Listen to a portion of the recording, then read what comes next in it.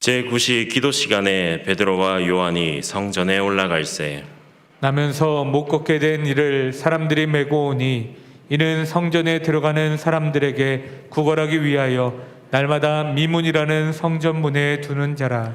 그가 베드로와 요한이 성전에 들어가려 함을 보고 구걸하거늘 베드로가 요한과 더불어 주목하여 이르되 우리를 보라 하니 그가 그들에게서 무엇을 얻을까 하여 바라보거늘 베드로가 이르되 은과 금은 내게 없거니와 내게 있는 이것을 내게 주노니 나사렛 예수 그리스도의 이름으로 일어나 걸으라 하고 오른손을 잡아 일으키니 발과 발목이 곧 힘을 얻고 뛰어서서 걸으며 그들과 함께 성전으로 들어가면서 걷기도 하고 뛰기도 하며 하나님을 찬송하니 모든 백성이 그 걷는 것과 하나님을 찬송함을 보고 그가 본래 성전 미문에 앉아 구걸하던 사람인 줄 알고 그에게 일어난 일로 인하여 심히 놀랍게 여기며 놀라니라. 아멘.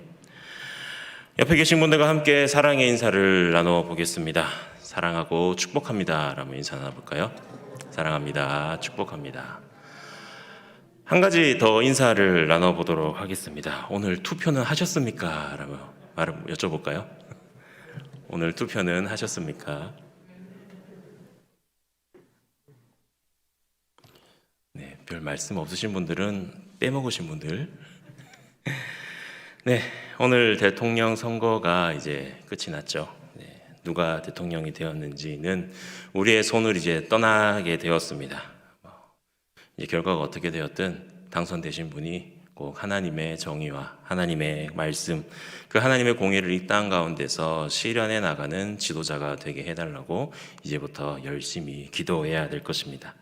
나라와 또 나라를 다스리는 지도자들을 위해서 늘 기도하시면서 나아가는 저와 여러분들이 되시기를 간절히 소원합니다. 여러분들은 영화 보는 거 많이 좋아하시는지요? 저는 대학 들어가면서부터 영화관에 가서 영화를 보는 것을 굉장히 좋아했습니다. 어떤 해는 그해 개봉하는 영화는 무조건 다 봐야겠다라는 목표를 세우고 그렇게 실천해 나갔던 적도 있었습니다. 아마 특별하게 문화적인 취미를 갖기가 어려웠던 이유도 있었을 것입니다. 그렇지만 영화가 또 쉽게 접할 수 있는 그런 문화 중에 하나이다 보니까 또 보는 것도 너무 재미있다 보니까 영화 보는데 그렇게 열심을 냈던 것 같습니다. 결혼하고 나서도 저희 아내와 함께 영화 보는 것을 되게 좋아했었는데 아이가 태어나고 또 점점 영화 보는 횟수가 한 번, 두 번 줄어들더니 요즘에는 또 코로나 때문에 염려가 되어서 극장에 찾아가는 일은 거의 드문 일이 되었습니다. 한번 옆에 분에게 한번 질문해 보시죠. 최근에 극장에서 본 영화가 무엇입니까? 라고 물어보세요. 네. 크게 X라고 손짓하시는 분들도 계시네요. 네. 아마 다들 비슷하리라 생각이 듭니다. 요즘 영화도 그렇고 TV에 나오는 드라마도 그렇고 만화, 웹툰을 원작으로 하고 있는 작품들이 참 많이 보이는 것을 우리는 알 수 있습니다.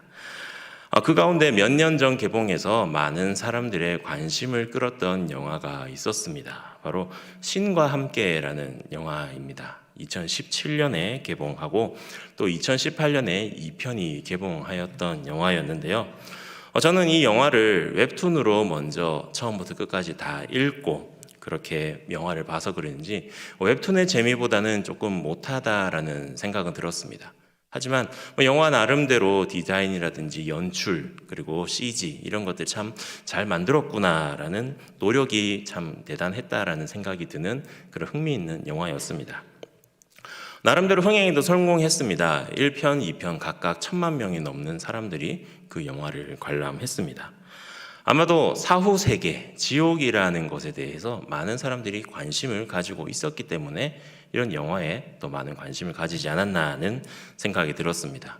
우리 기독교와는 조금 다른 그런 느낌의 영화였지만 다른 종교가 내포하고 있는 지옥의 개념이 어떤 것인지 또 그 모습은 무엇인지 살펴본 거, 어느 정도 알게 됐다는 것에서도 참 도움이 되는 그런 영화였습니다. 아마 보신 분들이 많이 계실 텐데 특별히 남자분들은 그 영화를 보면서 인상 깊게 느꼈던 장면들이 몇 군데 있었을 것입니다. 아마도 군대와 관련된 장면들, 그런 장면들이 참 눈에 들어왔을 거라 생각이 듭니다. 굳이 구분하자면 그곳에는 세 가지 부류의 군인들이 등장을 하는 것을 알 수가 있습니다. 먼저 원일병이라는 병사가 등장하는데 속칭 관심병사라고 불리우는 병사였습니다. 관심병사라는 것은 군 생활에 적응하지 못하고 이해력이 떨어지고 체력도 모자라서 적응을 잘 하지 못해서 사고 위험이 높기 때문에 많은 사람들이 관심을 가지고 살펴주는 병사를 일컬어서 관심병사라고 이야기하죠. 영화상에서는 이 원일병이 다른 병사들과는 달리 혼자서도 무엇을 잘 하지 못하고 좀 우물쭈물하는 모습들, 무엇을 해야 될지 어쩔 줄 몰라 하는 그런 모습들을 자주 보여주었습니다. 그 속칭 말해서 어리버디하다고 이야기하죠. 그래서 항상 고참에게 혼이 나는 그러한 병사였습니다. 일반 군대에서도 갓 그냥 이등병 그리고 그렇게 적응이 조금 힘든 사람들이 이런 이유가 많은데 군대에서는 이런 분들을 가리켜서 고문관이라고도 이야기하고도 합니다. 그리고 장교가 등장합니다. 박중이라는 장교가 등장하는데 이는 자신의 앞날을 위해서는 무슨 일이든 하는 그런 사람이었습니다. 혼자서 자기 일을 누구보다도 잘 해내는 그런 역할을 감당했습니다. 누가 시키지도 않아도 윗사람 눈치도 잘 보면서 무엇이 필요한지 먼저 알아내서 일을 하는 그런 유형이었습니다. 하지만 이런 유형들은 겉으로 보기에는 남들에게 잘해주고 너무 모범적으로 일하는 것처럼 보이지만 타병사의 잘못, 자신이 부하의 잘못들이 자신에게 치부가 되고 올무가 될까봐 두려워하고 그것으로 인해 피해받을까봐 그 피해를 감추려고 하는 그런 이중적인 모습을 보여주었습니다. 아마 대부분의 병사들은 이런 유형의 사람들이라고 생각이 불습니다. 그리고 수홍이라는 또 군인이 등장을 합니다. 이 수홍은 항상 자신의 일뿐만 아니라 다른 전우들의 다른 병사들의 일까지도 함께 도와서 하는 그런 유형의 병사였습니다. 아까 말했던 원일병, 그 관심병사를 다른 병사들이 은근히 괴롭히고 따돌렸을 때 이 수홍이라는 병사는 절대 그러지 않고 그를 도와주었습니다. 어려운 행군 때 짐도 함께 들어주고 먼저 나가가 손 내밀어주고 괴롭힘을 당하면 어디선가 나타나서 그들을 도와주는 그러한 모범적인 병사의 모습이었습니다. 군대에서는 보통 이런 병사들을 가리켜서 특A급 병사라고 이야기를 하죠. 그런데 군대뿐이겠습니까? 세상 살아가는데도 이렇게 똑같은 세 가지 유형의 사람들이 존재하고 있었습니다. 첫째로 남들의 도움을 받지 않고서 자기 힘으로 스스로 잘 살아가는 사람들이 있었습니다. 이런 사람들은 늘 다른 사람들에게 피해 주지 않으려고 또 다른 사람들에게 큰 도움을 받지 않으려고도 하는 그런 모습을 보였습니다. 그냥 물 흐르듯이 자기 하는 일만 잘 해나가는 사람들이죠. 두 번째로 남을 돕고 늘 격려하면서 살아가는 사람들이 있습니다. 어려운 사람들에게 먼저 다가가서 손 내밀어주고 또 그들을 위로하고 격려하여 주고 함께 나누면서 또 그것을 즐거워하는, 그래서 타인들에게 모범이 되고 도움이 되는 사람들의 모습입니다. 그리고 세 번째로 늘 남에게 신세를 지면서 살아갈 수밖에 없는 그런 사람들도 분명히 있습니다. 항상 무엇인가 부족하고 뭔가 부족해서 넘어지게 되고 쓰러지고 누군가 자신을 일으켜주기를 기다리고 혼자 힘으로 일어나기 벅차하고 또 받기만 하는 그러한 사람들의 모습입니다. 그런데 우리가 생각해 볼 것은 군대에서의 모습 또 우리의 삶에서의 모습뿐만 아니라 우리의 영적인 모습, 우리의 신앙적인 모습도 이와 같이 세 가지의 모습으로 분류할 수 있다는 것을 우리는 오늘 말씀을 통해 알 수가 있습니다. 그 세 부류의 신앙의 모습을 오늘 본문에서 찾아보면서 나는 과연 어떤 부류의 사람인지, 나는 어떤 신앙인의 모습인지, 또 나는 어떤 신앙인의 모습으로 살아가기를 원하는지, 또 어떤 신앙의 모습으로 변화되기를 원하는지 한번 되돌아보는 시간이 되시기를 원합니다. 오늘 본문에서 찾아볼 수 있듯이 우리의 신앙의 영역에서도 세 종류의 분류의 사람이 등장을 합니다. 먼저 다른 사람의 도움을 받아서 신앙 생활을 하는 신앙인의 모습이 있습니다. 오늘 본문 말씀 1절에서 3절 말씀을 함께 봉독하도록 하겠습니다. 제9시 기도 시간에 베드로와 요한이 성전에 올라갈새 나면서 못 걷게 된 이를 사람들이 메고 오니 이는 성전에 들어가는 사람들에게 구걸하기 위하여 날마다 미문이라는 성전문에 두는 자라. 그가 베드로와 요한이 성전에 들어가려 함을 보고 구걸하거늘. 아멘. 본문 말씀에 등장하는 사람이 바로 다른 사람의 신앙적인 도움이 없이는 스스로 신앙생활을 하지 못하는 그러한 사람입니다. 오늘 본문에는 그 한 사람이 등장합니다. 성전 미문에 엎드려서 구걸하는 사람입니다. 이 사람은 혼자서는 성전으로 올 수가 없습니다. 왜냐하면 태어나면서부터 걷지 못하는 사람이었기 때문입니다. 그렇기 때문에 오늘 말씀 2절에 기록된 것처럼 누군가가 이 사람을 메어서 들쳐업고 교회 성전 앞으로 나오지 않으면은 도무지 성전 앞으로 나올 수 있는 방법이 없는 사람이었습니다. 반드시 누군가의 도움이 필요한 것이었죠. 쉽게 말해서 구걸 신자였고 성전 미문 밖의 신자였습니다. 사실 이 사람에게는 신앙생활이라는 것 자체가 크게 중요하지는 않습니다. 신앙생활보다는 자기가 하루 벌어서 먹기가 바쁘고 하루 먹고 살기 위해서 구걸하기 위해서 성전 미문 앞으로 다가오는 것이 전부였습니다. 또 그 전부도 자신의 힘으로 하지 못해서 다른 사람의 손을 빌려 엎혀져서 오착하는 그런 모습이었던 것이죠.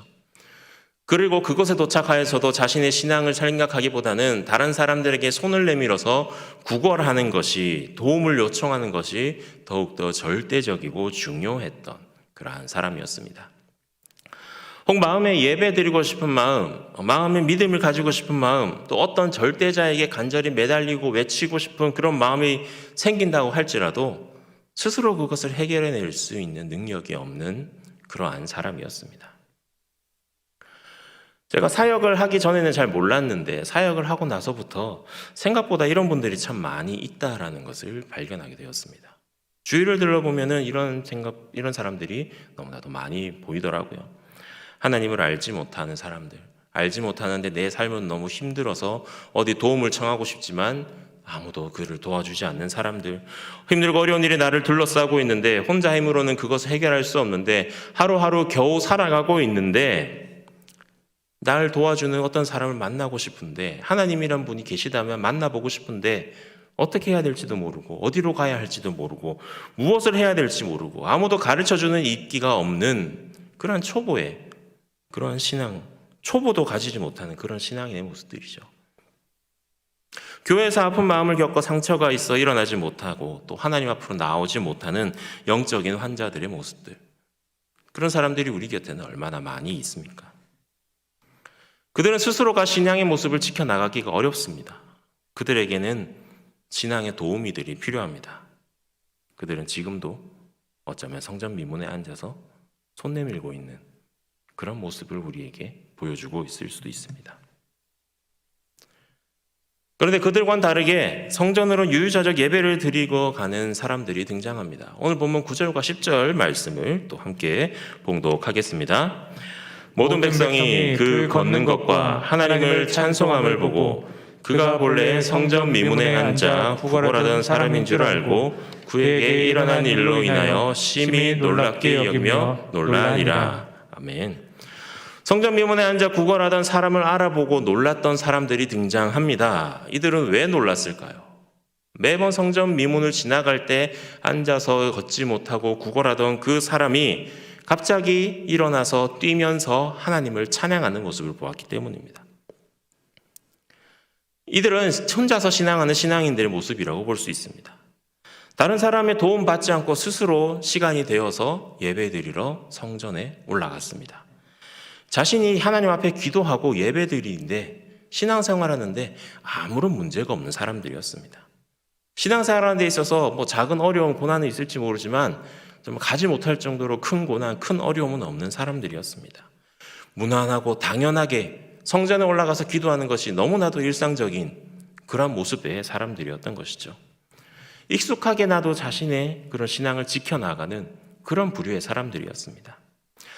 그런데 이들은요, 앉아서 손 내미는 이 사람에게 별 관심이 없었습니다. 어쩌다가 한두 푼의 금전적인 도움은 주었을지 모르지만 정작 그 사람이 무엇을 필요로 한지, 정작 그 사람의 신앙과 그 사람의 믿음의 상태는 어떠한지 아무도 관심 가져주지 않았습니다. 신앙적인 조언은 두지 않고 스스로 신앙의 생활, 내 신앙생활만 열심히 하려는 그러한 부류의 사람들인 것이죠. 아마도 많은 그리스도인들이 이 부류의 사람이라고 저는 생각이 듭니다.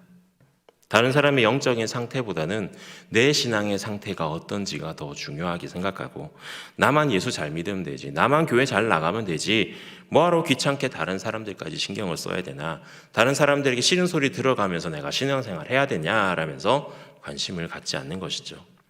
혼자만의 신앙을 지켜나가는 분들이 참 많이 있습니다. 혹 그들에게 눈을 돌리고 눈길을 가고 도움을 준다고 할지라도 성전 안으로 들어와 함께 예배드리거나 함께 위로하거나 함께 나누려고 하는 그 모습보다는 그저 성전에 데려다 놓고 나 몰라라 하는 모습이 더 많이 보인다는 것이죠. 결국 하루의 생활만 가능할 정도의 손길, 구색 맞추기, 이런 모습들을 보여주고 있는 것입니다. 나는 잠깐 교회에서 봉사했으니까, 나는 내 할 일 다 했어, 나는 힘들게 나와서 이 사람 교회로 데려왔으니까 이제 내 할 일은 다 한 거야, 이제 나는 누군가가 하겠지, 새가족부가 해주겠지, 목사님들이 해주겠지, 하나님이 하시겠지 하면서 외면하고 돌아서는 모습들, 그 모습이 혹시 나의 모습이라면 나는 그저 혼자서 신앙생활하는, 구걸하는 사람을 지나쳐서 성전으로 기도하러 발걸음을 옮기는 그러한 사람의 모습일 것입니다. 마지막으로는 그와는 달리 안증뱅이의 도움을 요청하는 그 손길을 바라보는 사람이 등장합니다. 바로 베드로와 요한이죠. 오늘 본문의 말씀 4절과 8절 말씀을 함께 봉독하겠습니다. 베드로가 요한과 더불어 주목하여 이르되 우리를 보라 하니 그가 그들에게서 무엇을 얻을까 하여 바라보거늘, 베드로가 이르되 은과 금은 내게 없거니와 내게 있는 이것을 내게 주노니 나사렛 예수 그리스도의 이름으로 일어나 걸으라 하고 오른손을 잡아 일으키니 발과 발목이 곧 힘을 얻고 뛰어서서 걸으며 그들과 함께 성전으로 들어가면서 걷기도 하고 뛰기도 하며 하나님을 찬송하니. 아멘. 그들은 어떠했습니까? 아무도 관심을 가져주지 않았던 성전 미문에 구걸하는 자에게 다가가서 말을 건넸습니다. 그리고 손을 내밀었습니다. 거기서 그치지 않았습니다. 나사렛 예수 그리스도의 이름으로 그 안증뱅이를 일으켜 세웠습니다. 그들은 그에게 자신의 힘으로 일어나 걷고 뛰며 하나님을 찬양하게 만들었습니다. 그들의 놀라운 믿음과 하나님의 능력의 선포로 인하여서 한 영혼이 변화된 사건이 일어난 것입니다. 이들과 같은 신앙인들, 이러한 신앙인들의 모습도 우리 안에 볼 수가 있습니다. 늘 섬김의 자세로 나아갑니다. 늘 불쌍하고 잃어버린 영혼들을 위해 기도합니다. 내가 먼저 낮아지고 나보다는 예수 그리스도 하나님의 이름을 높이는 그러한 고백을 하는 사람들의 모습인 것이죠. 과연 저와 여러분들은 어떤 종류의 사랑입니까?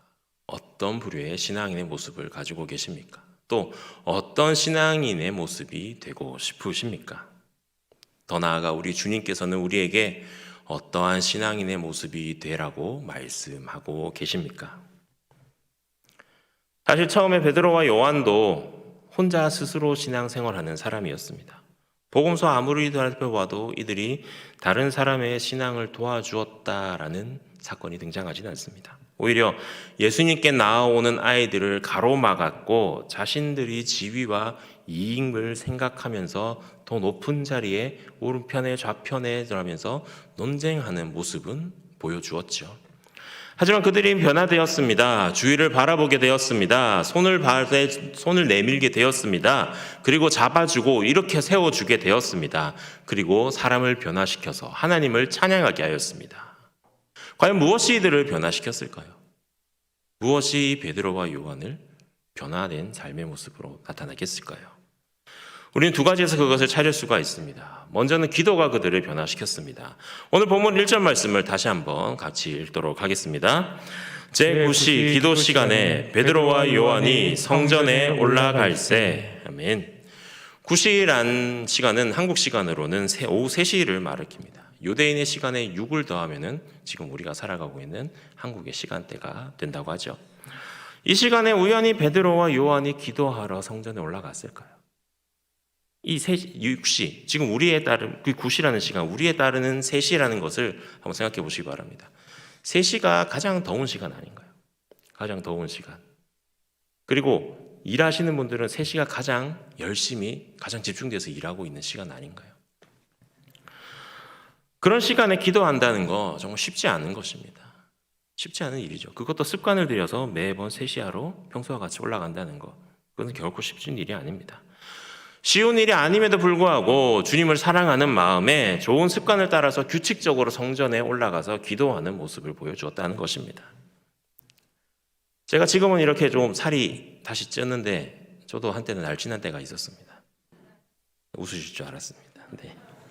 운동을 정말 열심히 해가지고 나름 헬스장에서 이렇게 근육도 많이 키우고 살도 많이 뺐고 그런 적이 있었는데, 그걸 유지하지 못해가지고 다시 되돌아왔는 데는 엄청나게 빠른 시간밖에 들지 않더라고요. 다시 운동을 해야 되는데, 근데 건강을 유지하고 이게 다이어트한 몸매를 유지하기 위해서는 규칙적인 습관이 굉장히 중요합니다. 규칙적인 식사, 규칙적인 운동, 또 규칙적인 수면. 트레이너들은 항상 이것들을 강조하더라고요. 우리의 신앙도 마찬가지 아닐까요? 믿음의 좋은 습관, 규칙적인 신앙생활, 그것이 우리의 신앙을 지켜나가고 성장해 나가는데 얼마나 큰 도움이 되는지 모릅니다. 아무리 바빠도 규칙적으로 예배에 참석하고, 아무리 힘들어도 규칙적으로 하나님 앞에 기도하고 말씀 묵상하는 그런 모습들, 그런 영적인 습관이 바로 우리의 신앙의 건강함을 측정하는 척도가 된다는 것이죠.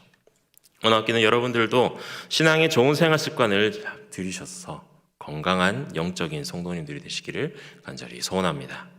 그리고 그런 노력과 더불어서 성령님이 임하셔야 되죠. 성령님이 그들을 변화시키는 그러한 역사하심이 있어야 됩니다. 사도행전 2장 1절에서 4절 말씀을 보면요, 성령님이 임하신 사건이 기록되어 있습니다. 우리 함께 봉독해 보도록 하겠습니다.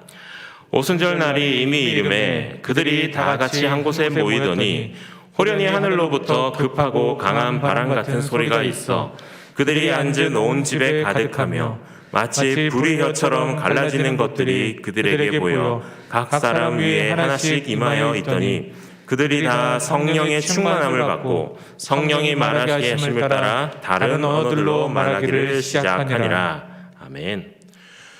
우리가 너무 잘 알고 있는 오순절 마가의 다락방의 사건이죠. 그곳에서 임하신 성령님의 역사는 심히 놀라웠습니다. 그곳에 모인 많은 사람들이 각기 다른 방언으로 이야기하기 시작했습니다. 특히 베드로 같은 경우는 한 번도 그런 적이 없었던 놀라운 하나님의 말씀을 선포하기 시작했습니다. 그 사건이 있은 후 첫 번째 일어난 제자들이 일으킨 이적, 그 사건이 바로 오늘 본문의 사건입니다. 성령을 받기 전에 그들은 어떠했습니까? 예수님과 함께 제자들이 다녔을 때 그들은 귀신 들린 사람을 고치지 못하였습니다. 많은 사람들이 모였을 때 먹을 것을 걱정하였던 그런 제자들이었습니다. 그리고 예수님께서 죽음을 맞으시고 다시 살아나실 것을 믿지 못하였습니다. 예수님이 잡히시던 날 밤 예수님을 모른 척하고 도망쳤던 그런 사람들이었습니다. 그런 그들이 성령님께서 임하시자 변화되었습니다. 성전 미문에 평소에는 눈에 들어오지도 않던 그 앉아서 구걸하던 사람을 발견하게 되었습니다. 매번 기도하면서 그냥 지나쳤던 한 사람이었죠. 매일매일 그 사람을 지나쳤지만 그 애가 필요한 것이 무엇인지 전혀 알지 못했습니다. 하지만 성령님께서 임재하심으로 인하여서 그들은 달라졌습니다. 그 안정뱅이가 필요한 것이 무엇인지 알게 되었습니다. 그리고 예수 그리스도의 이름으로 그를 일으키는 놀라운 역사가 그들에게 일어났던 것입니다. 성령님이 함께 하시면은 이런 변화가 우리 가운데 일어날 것입니다. 내가 변화할 것이고 여러분들이 변화되고 우리가 변화되어서 하나님의 놀라운 은혜를 세상에 전하게 된다는 사실을 반드시 기억하시길 바랍니다. 그것을 기억하시면서 그런 변화를 사모하시는 저와 여러분들이 되시기를 간절히 소원합니다. 여러분들은 어떤 신앙인들의 모습이 되고 싶으십니까? 아무것도 모르는 어리버리한 철부지 신앙인이 되고 싶으십니까? 아니면 나 혼자만의 신앙을 지키고 살아가고 싶습니까? 아니면 베드로와 요한처럼 고백처럼 비록 은과금은 내게 없지만 예수님 한 분만으로 만족하면서 예수 그리스도를 전하는 그러한 신앙인의 모습이 되고 싶으십니까?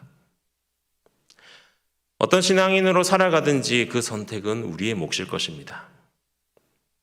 지금 이 순간 우리의 신앙의 모습을 되돌아보시고 하나님이 원하시는 그런 신앙인의 모습이 어떤 것인지 한번 결단해 보시는 그 여러분들이 되셨으면 합니다. 그러한 결단 위에 우리의 신앙의 습관을 바로잡아서 성령님의 이끄심을 기대하면서 세상 가운데 힘들고 소외받고 고통받고 또 하나님을 알지 못하는 자들에게 먼저 다가가 손 내밀어 주시고 그들을 하나님을 찬양하게 하는 놀라운 베드로와 요한과 같은 신앙인들이 되시기를 간절히 소원합니다.